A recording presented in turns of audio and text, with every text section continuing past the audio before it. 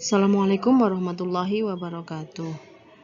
Kita berjumpa lagi ya anak-anak dalam pembelajaran Sejarah Indonesia kelas 11 di semester 2. Untuk materi yang pertama, kita akan membahas tentang pendudukan Jepang di Indonesia.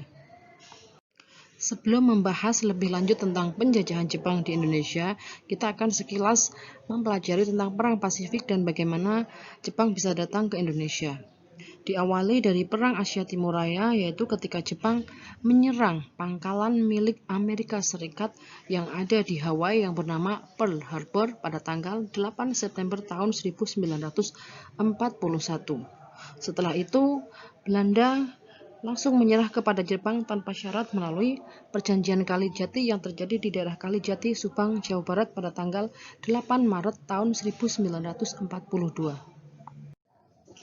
Selanjutnya akan saya jelaskan kronologi kedatangan Jepang ke Indonesia. Kronologi merupakan penentuan urutan waktu berdasarkan dari peristiwa yang paling awal sampai peristiwa yang paling akhir. Diawali dari tanggal 8 Desember 1941, di mana Jepang melakukan penyerangan ke Pearl Harbor, yaitu pangkalan militer Amerika Serikat yang ada di Hawaii. Dilanjutkan tanggal 11 Januari tahun 1942, Jepang mulai menyerang wilayah Tarakan, Kalimantan Timur saat itu dan sekarang menjadi Kalimantan Utara.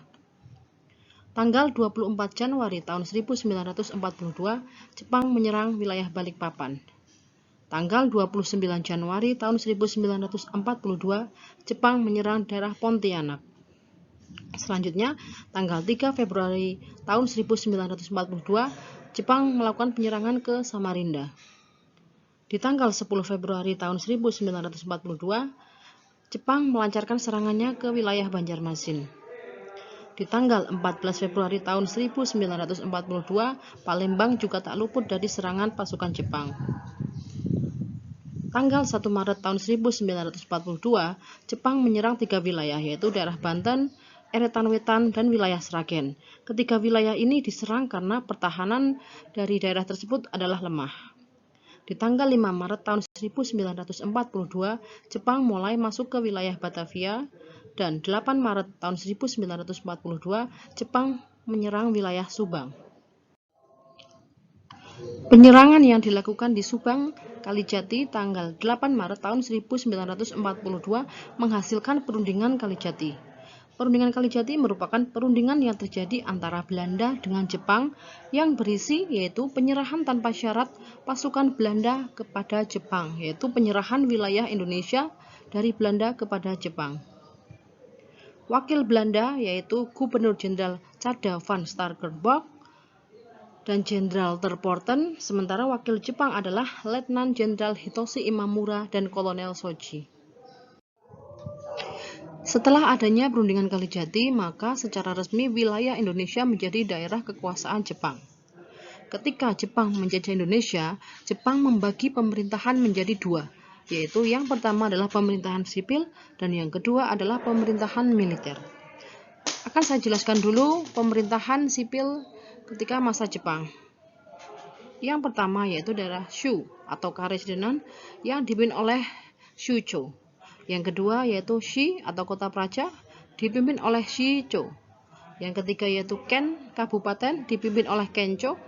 Yang keempat Gun atau kawedanan dipimpin oleh Guncho. Yang kelima Son, kecamatan dipimpin oleh Soncho. Dan yang keenam Ku atau kelurahan dipimpin oleh Kucho. Sedangkan untuk pemerintahan militer Jepang di Indonesia dibagi menjadi tiga. Yang pertama yaitu Tentara ke-16.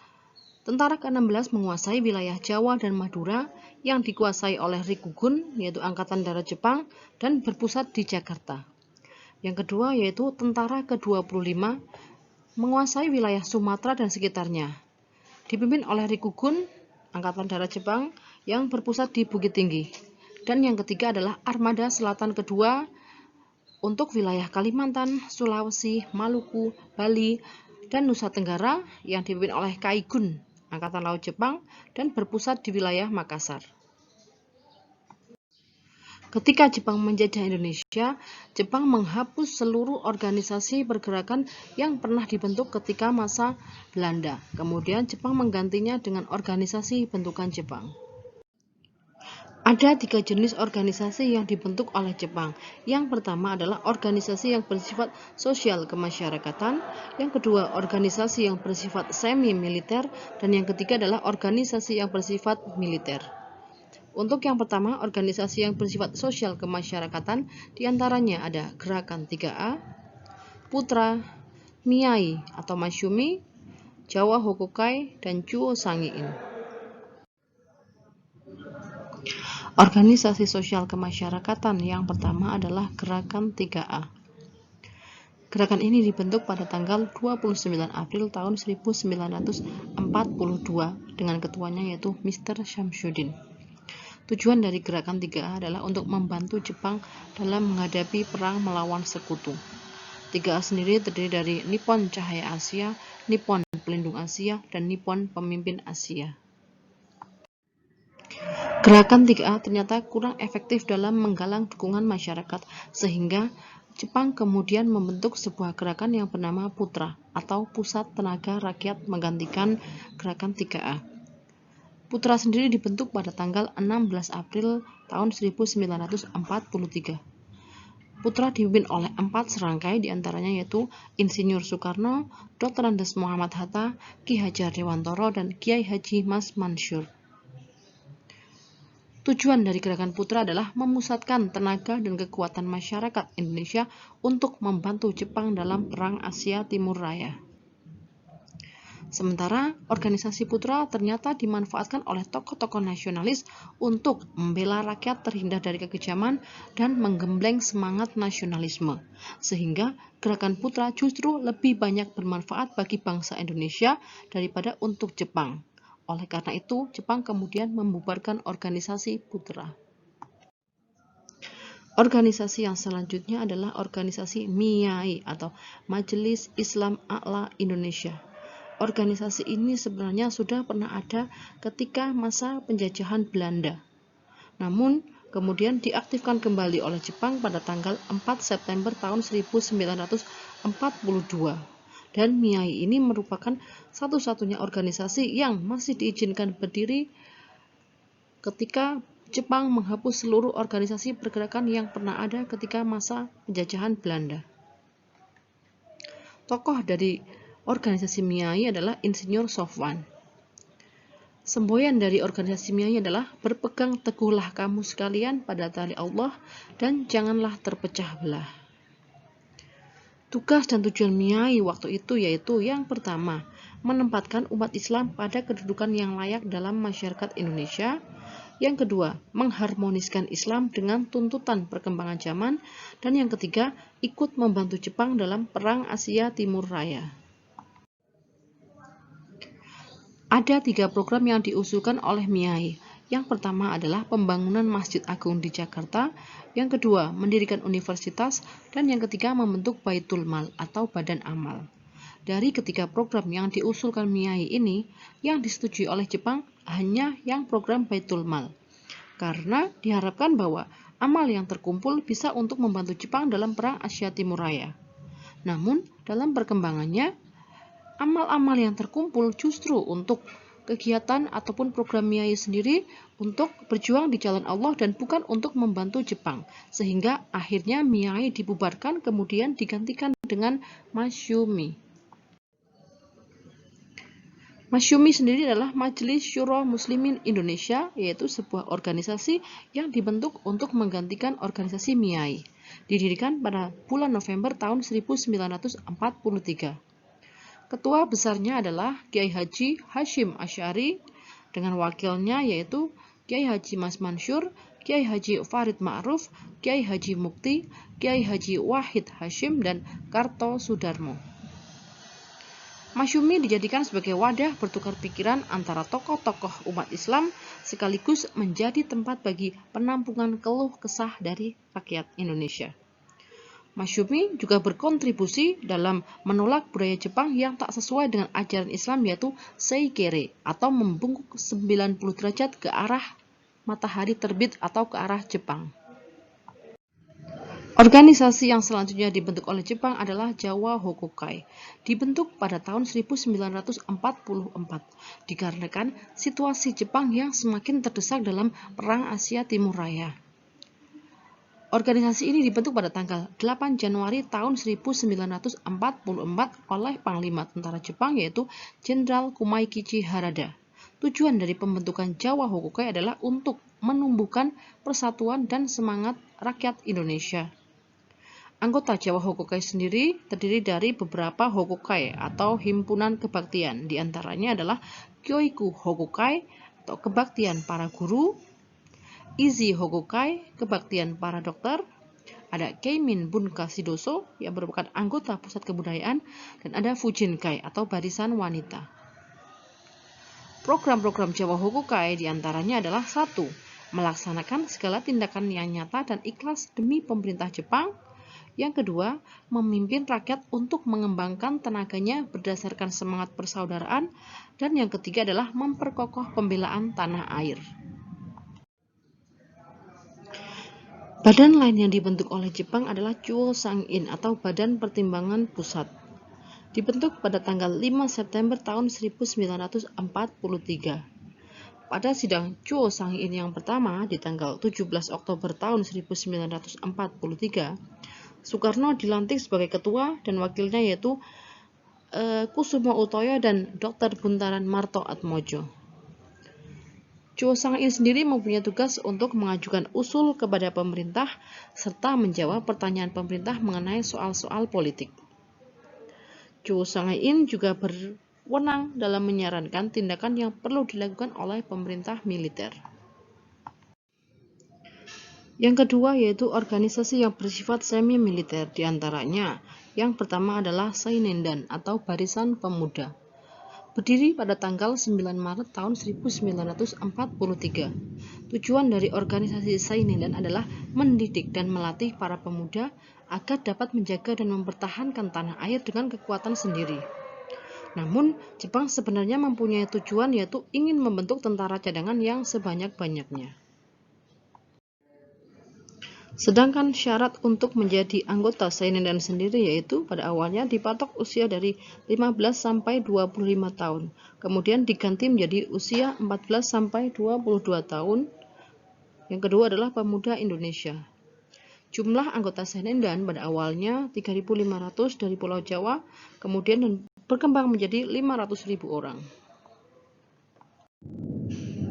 Yang kedua adalah Keibodan atau Barisan Bantu Polisi, dibentuk pada tanggal 9 Maret tahun 1943. Tujuan dari pembentukan Keibodan adalah membantu tugas polisi seperti menjaga lalu lintas ataupun mengamankan desa-desa. Syarat untuk menjadi anggota Keibodan yaitu usia antara 25 sampai 35 tahun. Penyebutan Keibodan berbeda-beda di tiap daerah. Di Sumatera disebut dengan Bogodan, di Kalimantan disebut dengan Borneo Konen Hokokudan. Organisasi yang ketiga adalah Fujinkai ataupun Barisan Wanita. Dibentuk pada bulan Agustus tahun 1943. Tugas dari Fujinkai yaitu ikut memperkuat pertahanan dengan cara mengumpulkan dana wajib berupa perhiasan, hewan ternak, dan bahan makanan untuk kepentingan perang. Syarat untuk menjadi anggota Fujinkai yaitu wanita yang berusia 15 tahun ke atas. Organisasi semi-militer yang keempat adalah Suishintai ataupun Barisan Pelopor. Dibentuk pada tanggal 1 November tahun 1944. Badan ini dibentuk berdasarkan sidang ketiga Chuo Sang-in atau Badan Pertimbangan Pusat, di mana organisasi Suishintai dipimpin oleh Soekarno dengan wakilnya Raden Panji Suroso, anggotanya Oto Iskandar Dinata, dan Buntaran Marto Atmojo. Tujuan dari pembentukan Suishintai adalah mengadakan pelatihan militer bagi para pemuda menggunakan peralatan yang sederhana seperti kayu ataupun batu. Barisan Pelopor merupakan organisasi di bawah naungan dari Jawa Hokukai. Anggotanya mencapai 60.000 orang. Tokoh nasionalis dalam Barisan Pelopor berusaha untuk menanamkan semangat nasionalisme di kalangan para pemuda. Organisasi semi-militer yang kelima adalah Hizbullah ataupun Tentara Allah. Dibentuk pada tanggal 15 Desember tahun 1944. Tokoh dari Hizbullah diantaranya adalah Kiai Haji Zainal Arifin, Muhammad Rum, Prawoto Mangun Sarkoro, Kiai Zarkasi. Latar belakang dari pembentukan Hizbullah sendiri yaitu karena Jepang mengalami berbagai macam kekalahan di medan pertempuran, sehingga Jepang membutuhkan pasukan cadangan dan berencana untuk mengangkat dari para pemuda Islam. Kemudian diangkatlah 40.000 orang. Sementara tugas dari Hizbullah sendiri adalah yang pertama, digunakan sebagai tentara cadangan, yaitu dengan cara melatih diri jasmani dan rohani. Yang kedua, membantu tentara Dai Nippon. Yang ketiga, mengintai mata-mata musuh. Yang keempat, menguatkan usaha untuk kepentingan perang. Tugas yang kedua adalah menyiarkan agama Islam, membela agama Islam. Jenis organisasi yang ketiga yaitu organisasi yang bersifat militer. Ada dua, yaitu Heiho dan yang kedua adalah PETA. Heiho sendiri dibentuk pada tanggal 2 September tahun 1942. Tugas dari Heiho adalah membantu pekerjaan kasar tentara Jepang seperti membangun benteng-benteng pertahanan ataupun membangun pos penjagaan. Jumlah Heiho mencapai 42.000 orang yang menghadapi perang baik di Indonesia ataupun di luar negeri seperti di Malaysia ataupun di Myanmar. Berikut adalah syarat untuk menjadi anggota Heiho. Yang pertama, pemuda usia 18-25 tahun, berbadan sehat, berkelakuan baik, dan pendidikan minimal sekolah dasar. Organisasi militer yang kedua adalah PETA atau Pembela Tanah Air. Dibentuk pada tanggal 3 Oktober tahun 1943. Latar belakang dari pembentukan PETA sendiri yaitu ketika perang yang semakin sulit dan Jepang takut bahwa sekutu akan menyerang Indonesia. Sehingga Jepang menginginkan sebuah pasukan yang bisa menjaga tanah air Indonesia. Makanya dibentuklah PETA. Adanya Heiho dianggap kurang memadai dan juga adanya surat dari Gatot Mangkupraja yaitu Kepala Gun Saikan yang isinya agar bangsa Indonesia diperkenankan untuk membantu Jepang dalam perang. Tugas dari pembela tanah air sendiri adalah menjaga dan mempertahankan tanah air Indonesia dari serangan sekutu. Anggota PETA sekitar 37.000 orang di Jawa dan 20.000 orang di Sumatera. Penyebutan PETA di Sumatera disebut dengan Gyuhun ataupun prajurit sukarela. Tokoh-tokoh PETA diantaranya seperti Supriyadi ataupun Sudirman. Orang-orang Indonesia lebih tertarik untuk masuk ke dalam organisasi PETA karena dalam PETA kepangkatannya bisa lebih tinggi daripada ketika masuk menjadi anggota Heiho. Berikut adalah kepangkatan dalam PETA. Yang tertinggi yaitu Daidancho atau Komandan Batalion. Biasanya dijabat oleh tokoh masyarakat, pegawai pemerintahan, pemimpin agama, politikus, ataupun para penegak hukum. Yang kedua yaitu Chudancho atau Komandan Kompi. Biasanya dijabat oleh guru. Yang ketiga ada Sodancho atau Komandan Peleton. Biasanya dijabat oleh para pelajar SMP dan SMA. Ada Budancho yaitu Komandan Regu yang dijabat oleh pelajar SD. Dan ada Gyuhei ataupun prajurit sukarela yaitu pelajar SD. Berikut adalah gambar dari PETA.